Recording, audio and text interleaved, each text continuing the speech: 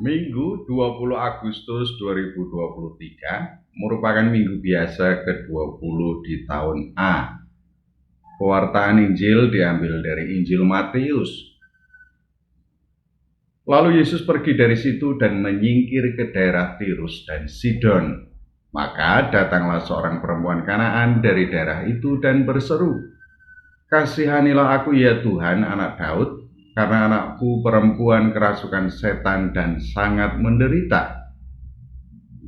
Tetapi Yesus sama sekali tidak menjawabnya.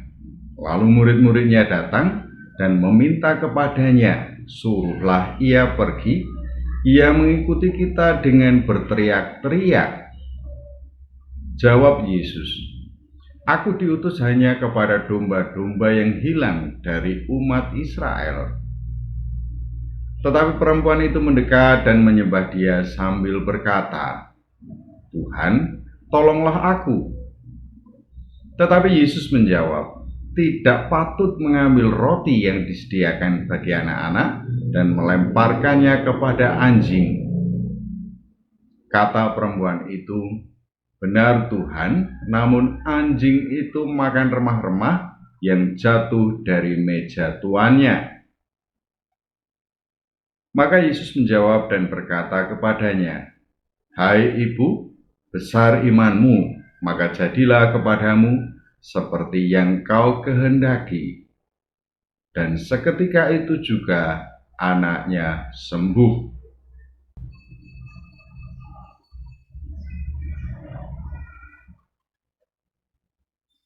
Pernahkah Anda putus asa dalam doa? Aku sering. 2 kali setidaknya drama dalam keluargaku kurasakan menjadi beban batin sepanjang hidupku. 2 kali pula aku putus asa dalam doa. Aku putus asa memohon kepada Tuhan karena doaku tidak dikabulkan. Pewartaan Injil Matius yang menceritakan dialog antara Yesus dan seorang perempuan Kanaan menyadarkan diriku untuk tekun dan rendah hati dalam berdoa. Aku seharusnya tidak putus asa. Aku seharusnya tetap yakin dan terus berharap bahwa Yesus tentu mendengarkan dan mengabulkan doaku. Keputusasaan aku sadari sebagai arogansiku di hadapan Yesus. Aku disadarkan bahwa aku tidaklah pantas menerima rahmat ilahi dari Yesus. Aku disadarkan untuk tidak memaksakan kehendakku pada Yesus. Kisah yang diceritakan Matius menyadarkan diriku bahwa untuk memperoleh rahmat ilahi, orang perlu merendahkan diri seutuhnya. Sebagaimana perempuan Kanaan itu, aku seharusnya menyembah dan seutuhnya berserah diri di hadapan Yesus. Kata-kata Yesus yang terasa menghina perempuan Kanaan itu pada dasarnya bagiku membongkar kesombongan diri. Sabda Yesus merupakan sabda yang menyadarkan dan membuat perempuan Kanaan itu menjadi rendah hati. Dialog antara Yesus dan perempuan Kanaan itu mengungkapkan bagaimana hubungan antara orang Yahudi dan non-Yahudi. Baik Yesus dan perempuan Kanaan itu tentu memahami betul bagaimana pandangan orang Yahudi terhadap orang-orang Kanaan yang notabene bukan Yahudi. Anak-anak yang berhak atas roti menunjuk pada orang-orang Yahudi. Mereka sangatlah istimewa dalam alam pikir orang Yahudi. Anjing yang disebutkan bukanlah anjing liar. Anjing yang dibicarakan oleh Yesus dan perempuan Kanaan itu menunjuk pada anjing peliharaan yang hidup bersama dengan tuannya. Orang zaman sekarang tentulah tidak asing dengan anjing peliharaan. Zaman sekarang tidak jarang ditemukan anjing mengalami perlakuan istimewa, bahkan melebihi hidup seorang manusia. Keyakinan perempuan Kanaan terhadap kemampuan Yesus memenuhi keinginannya tidak diragukan sejak awal cerita. Perempuan Kanaan itu sangat yakin akan keilahian Yesus. Yang disoroti adalah bagaimana ia tampak ngotot agar Yesus mau menyembuhkan anaknya yang sakit. Sebagai seorang ibu yang tentunya sangat menyayangi anaknya, Yesuslah satu-satunya harapan baginya. Ia tidak peduli dengan segala rintangan yang ada. Ia menerobosnya sekalipun para murid Yesus menghalanginya. Halangan terakhir adalah pandangan umum orang Yahudi terhadap orang non-Yahudi. Yesus tidak menguji iman perempuan Kanaan itu. Yesus tidak pula menguji keinginan kerasnya. Yesus tahu bahwa anak dari perempuan Kanaan itu sedang sakit keras. Yesus mau menguji bagaimana nanti perempuan Kanaan itu akan berhadapan dengan orang Yahudi dan orang-orang Kanaan sendiri jika Yesus menyembuhkan anak perempuannya. Keteguhan dan kerendahan hati tampak dari pernyataan perempuan Kanaan itu. Ia katakan bahwa anjing pun berhak memperoleh remah-remah yang jatuh dari meja tuannya. Ini berarti bahwa perempuan Kanaan itu pun memiliki hak untuk memperoleh belas kasihan dari Yesus. Orang non-Yahudi pun berhak atas hidup dan keselamatan. Mungkin orang akan memperhatikan sabda Yesus terkait misinya. Ia diutus untuk mereka yang hilang dari bangsa Israel. Itulah mungkin yang diperhatikan banyak atau sebagian orang. Bagiku, itu haruslah diletakkan dalam komunikasi atau perbincangan antara Yesus dan perempuan Kanaan. Sekali lagi, perbincangan itu menyangkut hubungan antara orang Yahudi dan non-Yahudi. Dalam konteks ini, perempuan Kanaan tentulah tahu tentang gambaran mesianik orang Yahudi sebagaimana tampak dari panggilannya kepada Yesus.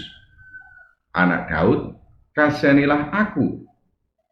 Perempuan Kanaan tahu bahwa Mesias adalah anak Daud dan itu adalah Yesus.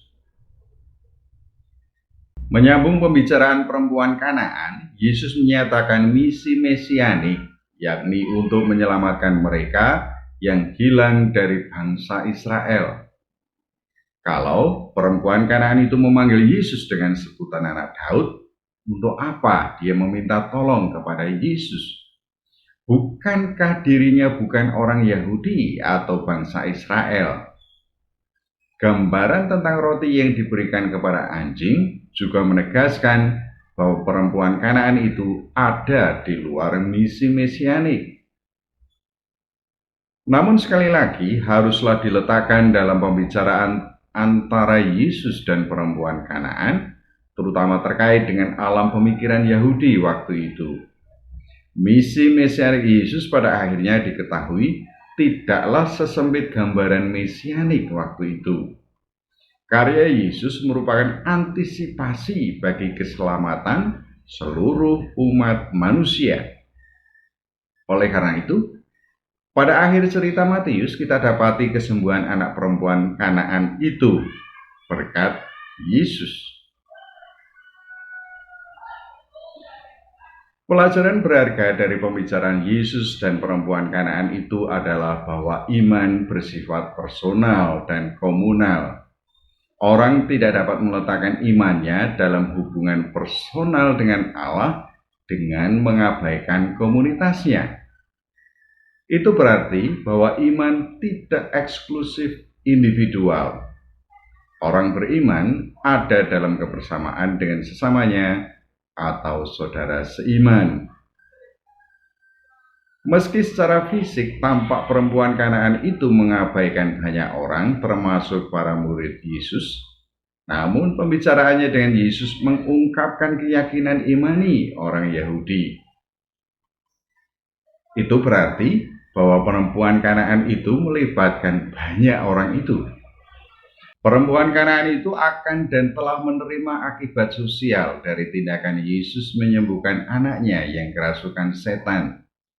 Oleh karena itu, tampaklah bahwa perempuan Kanaan itu tidak dapat mengabaikan kehidupan sosial yang disatukan dan didasari oleh keyakinan iman yang sama.